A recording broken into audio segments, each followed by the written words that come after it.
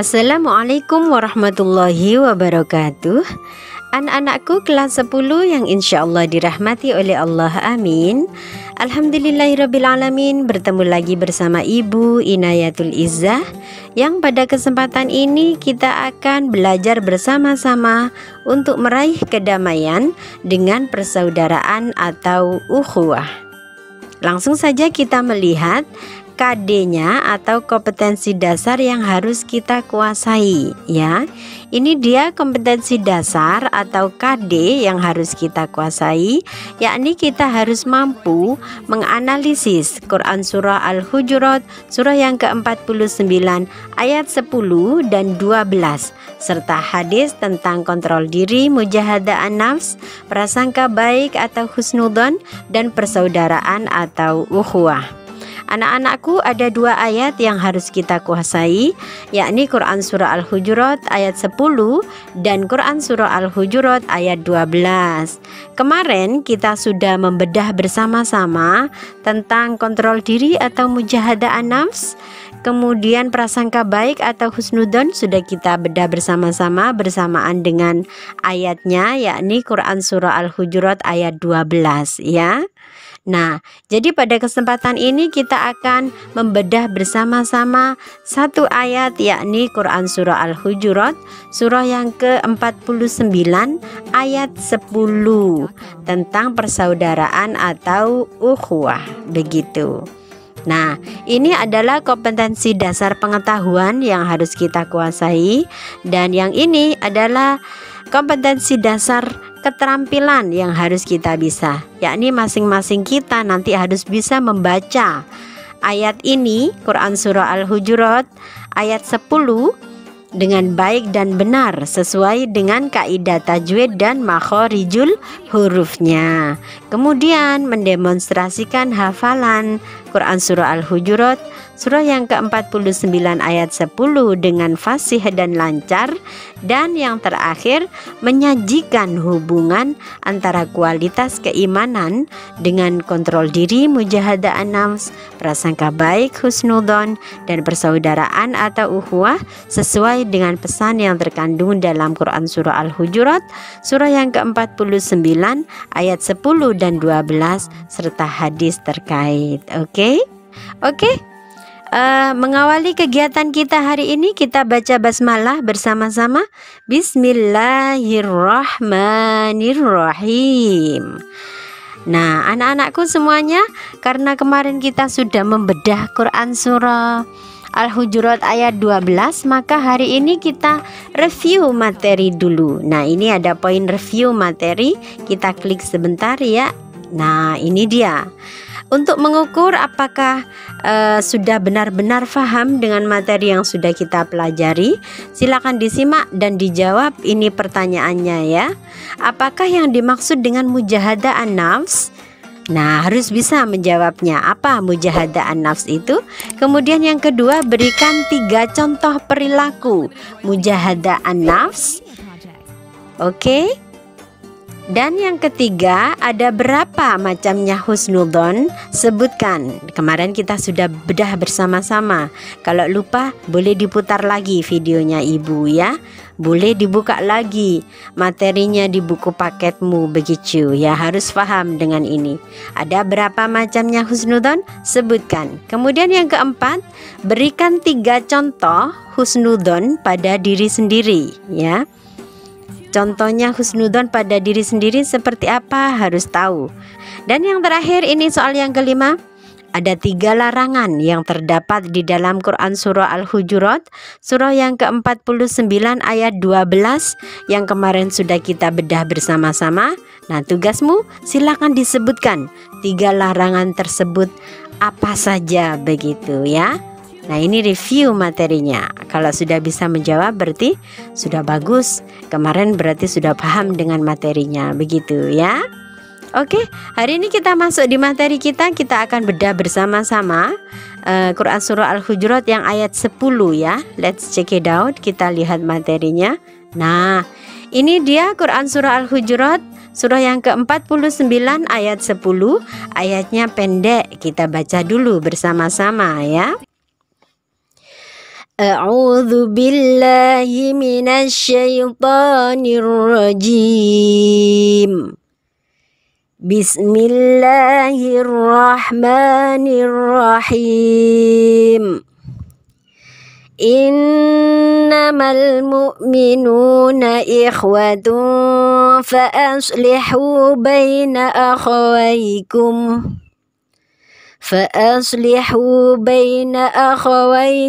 wattaqullaha la'allakum turhamun.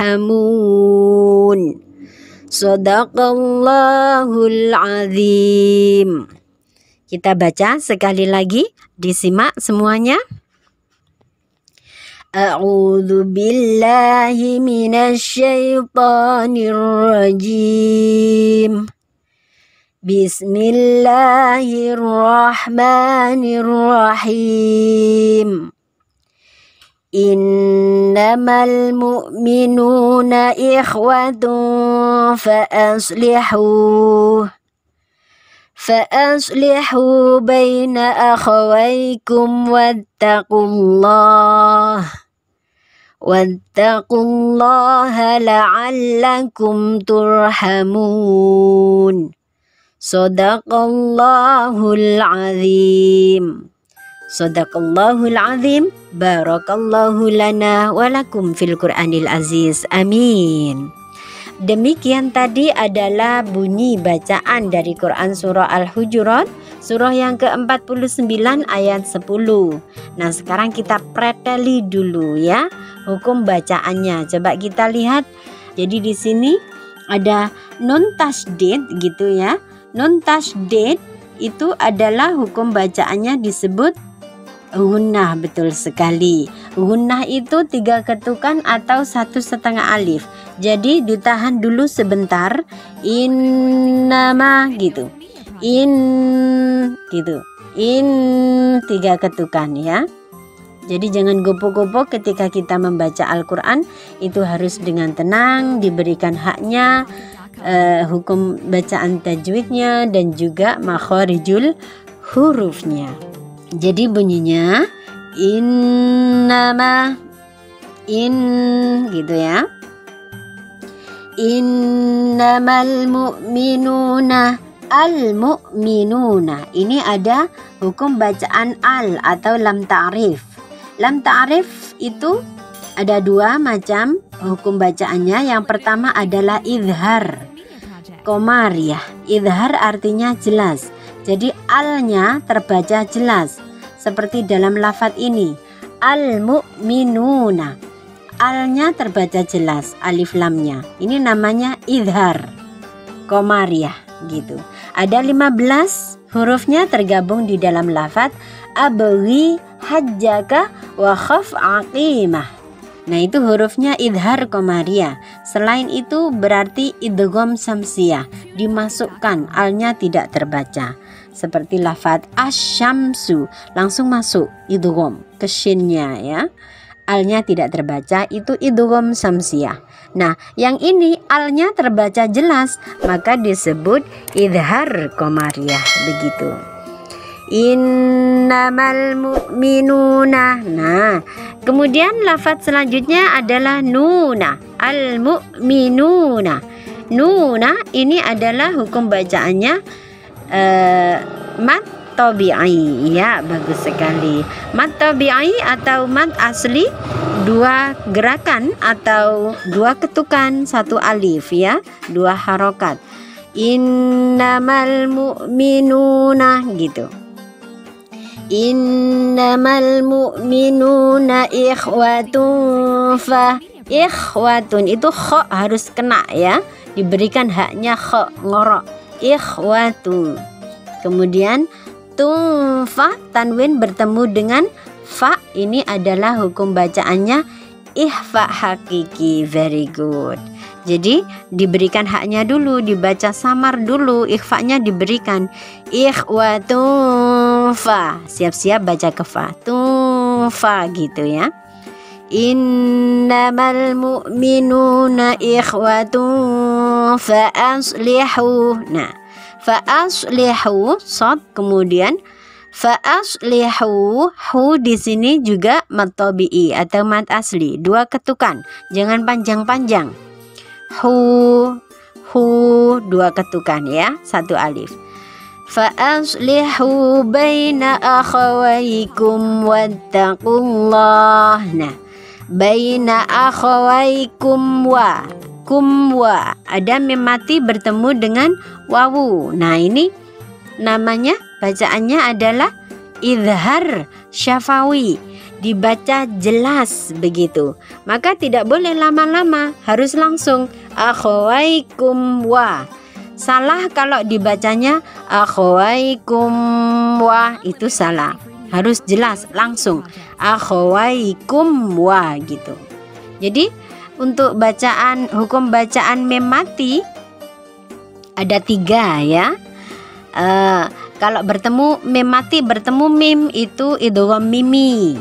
Kalau mim mati bertemu ba itu ikhfa syafawi. Selain itu maka disebutnya izhar syafawi. Harus jelas langsung begitu ya.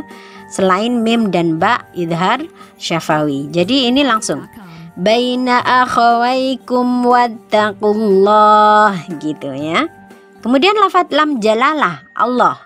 Wattaqullah ini adalah hukum bacaannya tafkhim atau tebal. Apabila lafaz Allah lam jalalah bertemu atau jatuh setelah dhammah dan fathah, maka dibacanya tafkhim tebal. Wattaqullah indallah gitu, ilallah gitu. Kalau jatuh setelah fathah dan dhammah dibaca tafkhim tebal. Kalau jatuh setelah kasroh baru dibaca tarkik atau tipis lam jalalahnya. Contoh di lafaz bismillah. Nah, tipis bismillah jatuh setelah kasroh. Billahi, lillahi gitu, tipis. Kalau yang ini tebal, wattaqullaha. Begitu, tafkhim ya. Kita lanjutkan. Wattaqullaha la'allakum tu. Nah, ini ada hukum bacaan mim mati lagi bertemu dengan ta. Ini namanya hukum bacaannya apa? Hayo. Iya, bagus sekali. Izhar syafawi ya. Selain mim dan ba tadi pokoknya disebutnya izhar syafawi. Langsung, tidak boleh lama-lama. La'allakum tu gitu langsung ya. La'allakum turhamun. Nah, turhamun roknya jatuh setelah dhammah, ini termasuk mufakham atau tafkhim tebal, turhamun. Dan yang terakhir ini mun, ada mad tabi'i di akhir ayat, kemudian harokat terakhir disukunkan, ini namanya mad, ini mad bacaan panjang. Mad apa kalau di akhir ayat? Iya, bagus, itu adalah mad arid lis sukun. Very good. Boleh 1 alif atau 2 alif atau 3 alif bacanya. Nah, alhamdulillah demikian tadi adalah hukum bacaan tajwid yang ada di ayat ini. Ayatnya pendek ya. Kita baca lagi pelan-pelan disesuaikan dengan hukum bacaan tajwidnya yang barusan kita bedah tadi. Dan makhorijul hurufnya juga ya. Oke. A'udzu billahi minasyaitonir rajim. Bismillahirrahmanirrahim. Innamal mu'minuna ikhwatun fa aslihu baina akhawaykum wattaqullaha la'allakum turhamun. Sadaqallahul azim. Sadaqallahul azim. Barakallahu lana walakum fil Qur'anil aziz. Amin. Sekarang kita preteli secara makna mufradatnya. Oke? Innama sesungguhnya al-mu'minuna orang-orang mukmin itu ikhwatun adalah bersaudara. Fa aslihu karena itu damaikanlah baina akhawaikum di antara kedua saudaramu. Wattaqullaha dan bertakwalah kepada Allah la'allakum supaya kamu turhamuna mendapat rahmat begitu. Jadi dalam ayat ini kita bisa memahami bahwa Allah berfirman sesungguhnya orang-orang mukmin itu adalah bersaudara. Mukmin yang satu dengan mukmin yang lain adalah bersaudara, ya. Fa aslihu maka damaikanlah baina akhawaikum di antara kedua saudaramu. Apabila ada saudara kita yang bertengkar atau bertikai, maka merupakan kewajiban bagi saudaranya yang lain untuk mendamaikan mereka begitu. Jadi di sini ada perintah untuk mendamaikan apabila ada saudara kita yang bertengkar gitu. Lanjutan ayatnya, wattaqullaha dan bertakwalah kepada Allah. Dan bertakwalah kepada Allah. Ini perintah juga pakai fi'il amar ya. Wattaqullaha dan bertakwalah kepada Allah la'allakum turhamun agar kamu mendapat rahmat. Nah, ini termasuk syaratnya mendapat rahmatnya Allah adalah harus bertakwa kepada Allah. Pertanyaannya, takwa itu apa? Ya. Takwa itu apa? Takwa adalah melaksanakan perintah Allah dan menjauhi larangan Allah, itu bertakwa. Wattaqullaha dan bertakwalah kepada Allah la'allakum turhamun agar kamu mendapat rahmat. Alhamdulillah sudah kita bedah barusan makna mufradat dari ayat ini. Ayatnya pendek, sudah kita preteli bacaan tajwidnya, sudah kita preteli mufradatnya juga. Insya Allah sudah hafal ya, sudah berkali-kali kita baca ayat ini. Sekali lagi kita baca bersama-sama. A'udzu billahi minasyaitonir rajim. Bismillahirrahmanirrahim. Innamal mu'minuna ikhwatun فأصلحوا بين أخويكم واتقوا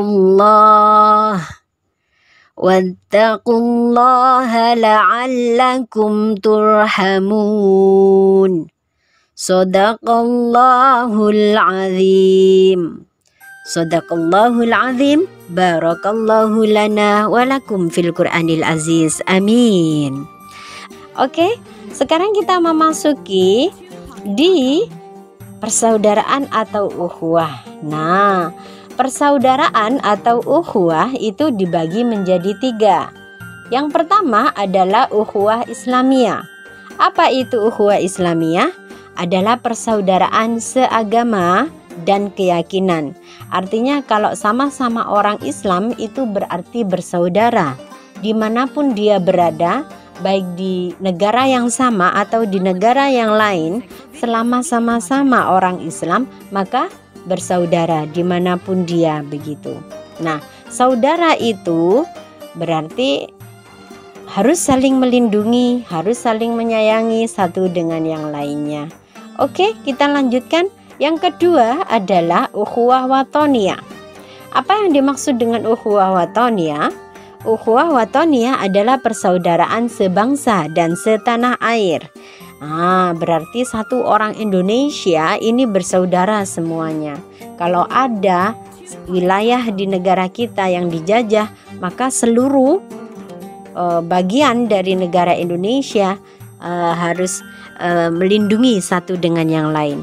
Harus memupuk persatuan dan kesatuan untuk melindungi bangsa kita, tanah air kita begitu. Jadi apapun agamanya yang ada di negara yang sama itu satu saudara, yakni ukhuwah watoniyah gitu. Ulama kita ada yang mengatakan hubbul waton minal iman begitu ya. Mencintai tanah air itu sebagian daripada iman. Dan kita lihat ini adalah ukhuwah yang ketiga, yakni ukhuwah insaniyah atau basyariyah. Ukhuwah insaniyah atau basyariyah yaitu persaudaraan sesama manusia secara umum, secara universal gitu ya. Manusia yang satu dengan manusia yang lain itu bersaudara, namanya ukhuwah insaniyah. Kalau ada musibah maka harus kita bantu ya, dimanapun itu secara kemanusiaan kita membantu. Kalau ada satu negara yang kelaparan, kalau kita bisa membantu mengirimkan makanan maka kita bantu. Itu bentuk dari ukhuwah insaniyah. Ukhuwah insaniyah seperti itu. Oke, ini adalah macam-macamnya ukhuwah yang terbagi menjadi 3. Ada ukhuwah Islamiyah, ada ukhuwah Watoniyah, dan juga ada ukhuwah Insaniyah atau Basyariyah. Nah, kita lanjutkan. Contoh perilaku ukhuwah dalam kehidupan sehari-hari diantaranya menyapa bila bertemu ya. Kalau ada teman kita harus disapa. Kalau sesama muslim menyapa itu dengan ucapan salam, assalamualaikum, waalaikumsalam warahmatullah, begitu. Saling mendoakan biar selamat dunia akhirat gitu ya. Sesama muslim kalau menyapa dengan ucapan salam begitu. Kemudian yang kedua, mengajak dalam kebaikan atau menjenguk teman kita yang sakit, memenuhi undangannya. Ini contoh bentuk ukhuwah ya, mendoakan dalam kebaikan, mengantarkan jenazah, kewajiban satu muslim dengan muslim yang lain ya. Mengingatkan atau menasehati teman kita kalau ada yang salah, kemudian memberi atau berbagi makanan, habis beli sesuatu dibagi dengan temannya, itu contoh perilaku ukhuwah juga. Membantu yang terkena musibah, siapapun dia, kalau terkena musibah seumpama ada kecelakaan, kita bisa membantu, harus segera dibantu. Kemudian berteman dengan semuanya, tidak pandang bulu apakah anaknya orang kaya atau orang miskin, atau dia dari suku mana, ras apa, tetap berteman dengan semuanya. Ini termasuk ukhuwah watoniyah atau ukhuwah basyariyah begitu ya, atau ukhuwah Islamiyah masuk di dalamnya. Ini adalah contoh perilaku ukhuwah.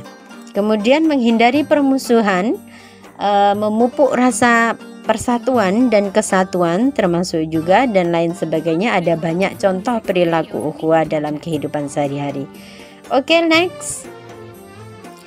Ini ada sabda Rasulullah Shallallahu Alaihi Wasallam berkenaan dengan ukhuwah. Ada banyak sebenarnya hadis Nabi berkenaan dengan ukhuwah itu. Nah, ini kita ambil satu sebagai contoh ya. Anin Nu'man bin Bashir, dari Nu'man bin Bashir qala, dia berkata, qala Rasulullah sallallahu alaihi wasallam, bahwa Rasulullah sallallahu alaihi wasallam bersabda, mathalul mu'minina, perumpamaan orang-orang yang beriman, fi tawaddihim, dalam hal saling mencintai, wa tarahumihim, dan saling mengasihi, wa ta'atufihim, dan saling menyayangi di antara mereka. Mathalul jasadi, adalah ibarat satu tubuh. Mathalul jasadi, satu jasad, satu tubuh. Idza shtaka minhu 'udwun, apabila ada salah satu anggota tubuh yang sakit, tada'alahu sairil jasadi, maka seluruh tubuhnya akan ikut merasakan sakit, bisahari, dengan ikut terjaga, tidak bisa tidur, walhuma, dan panas, demam, turut merasakan sakitnya begitu. Hadis riwayat Muslim. Rawahu, meriwayatkan hadis tersebut Muslimun, Imam Muslim. Ini hadis diriwayatkan oleh Imam Muslim. Nabi bersabda bahwa ibaratnya satu mukmin dengan mukmin yang lain itu adalah seperti satu tubuh. Apabila ada bagian anggota tubuh yang sakit, maka seluruh tubuh akan merasakan sakitnya, seperti itu. Jadi satu mukmin dengan mukmin yang lain, orang-orang yang beriman ini harus punya rasa cinta, kasih, menyayangi satu dengan yang lain, saling melindungi, saling mengingatkan begitu ya. Ada hadis lain, wallahu fi aunil abdi ma kana al-abdu fi auni akhihi, dan Allah akan menolong hamba yang kalau hamba itu menolong saudaranya begitu. Jangan khawatir ya. Kalau kita menjadi orang baik, insya Allah nanti akan dibalas kebaikan kita oleh Allah begitu. Nah, kita lanjutkan. Nah, ini ada tugas yang harus kamu kerjakan.